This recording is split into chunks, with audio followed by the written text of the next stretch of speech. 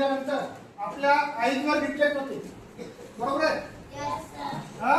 कोणताही ऑब्जेक्टवर, आता हा ऑब्जेक्ट आहे, ऑब्जेक्ट म्हणजे वस्तू, बरोबर आहे?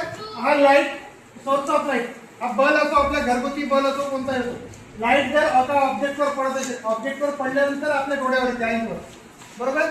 त्यालाच म्हणतात रिफ्लेक्शन ऑफ लाईट. हा रिफ्लेक्शन ऑफ लाईट येत पडत नाही, हा येथून तर येत पडत क्लिअर करा.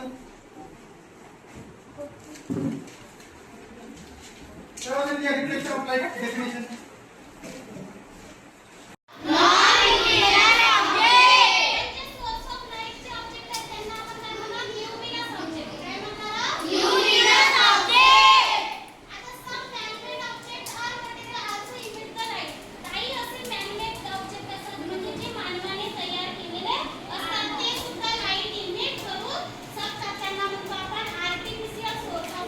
म्हणतात